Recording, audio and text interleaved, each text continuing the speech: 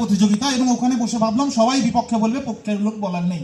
তারপর একবার টপিকটার দিকে তাকালাম, টপিকটাতে লেখা আছে, ভালো করে দেখুন, টপিকটা লেখা আছে জীবনের প্রতিষ্ঠা পেতে গেলে পাঠ্যক্রমের পড়াশোনায় যথেষ্ট।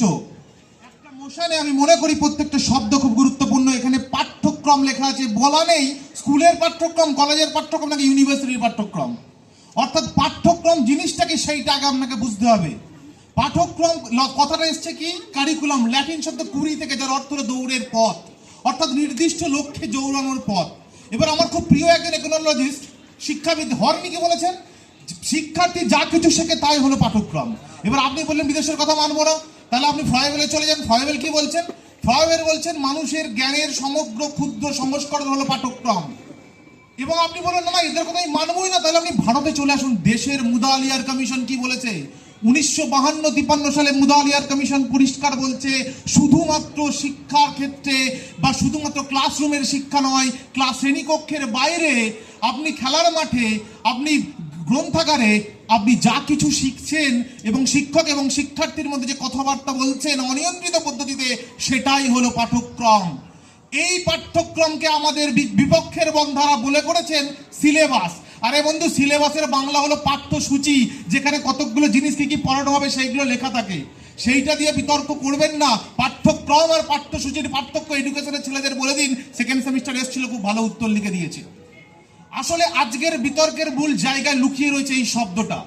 আমার একজন বক্তা বলেছেন বিপক্ষের, যে তাহলে এরা যারা চাষি, যারা জেলে, তারা কি করে মানুষ নয়, তারা কি জীবনের প্রতিষ্ঠানে? একদম সেম প্রশ্ন আমার।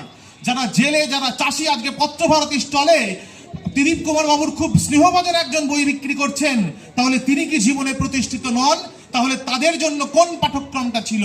হ্যাঁ, তাদের পাঠ্যক্রম ছিল, এখানে বসে যিনি মাইক বাজাচ্ছেন তিনি জানেন কোনটায় আপ কোথায় ডাউন করতে হয়, এইটা হলো তার পাঠ্যক্রম, এইটা তিনি পড়েছেন। এবার আপনারা বলবেন না না না না, তোমাকে একটুখানি সিলেবাসের বিষয়ে কথা বলতে হবে, স্কুলের পাঠ্যক্রমের কথা বলতে হবে। আরে বন্ধু, এই যে পাঠ্যক্রম, যে পাঠ্যক্রম আপনাকে প্রতিনিয়ত জীবনে শিক্ষা দিচ্ছে, ক্লাসরুমের বাইরে শিক্ষা দিচ্ছে, তা তো আমাদের দরকার। সেটাকে বাদ দিয়ে কখনোই আপনি মনে করতে পারেন না আপনি জীবনে প্রতিষ্ঠা পেয়ে গেছেন।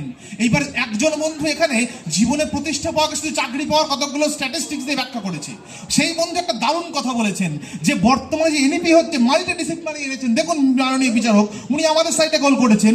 মাল্টি ডিসিপ্লিনারি মানেই হলো কিন্তু আপনার যা খুশি আপনি পড়তে পারেন, যেটা বলেছে কলেজের ক্ষেত্রে।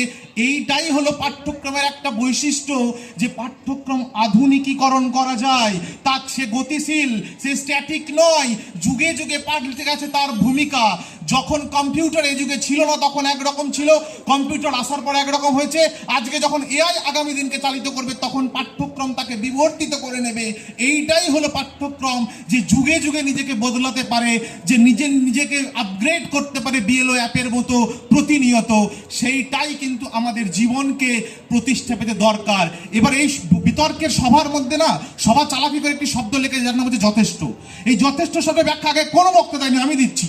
যথেষ্ট শব্দটা খুব আপেক্ষিক, কেমন জানেন? গ্রুপ ডি চাকরি করতে গেলে 8 পাস যথেষ্ট। আপনি এমএ করেছেন না, এমফিল করেছেন না, পিএইচডি করেছেন, তাতে কিচ্ছু এসে যায় না। গ্রুপ ডির পরীক্ষা দিতে গেলে 8 পাসটুকু যথেষ্ট। আমরা বলছি জীবনে প্রতিষ্ঠা পেতে গেলে বিখ্যাত মনোবিদরা যে পাঠ্যক্রমকে বানিয়েছেন সেটাই যথেষ্ট।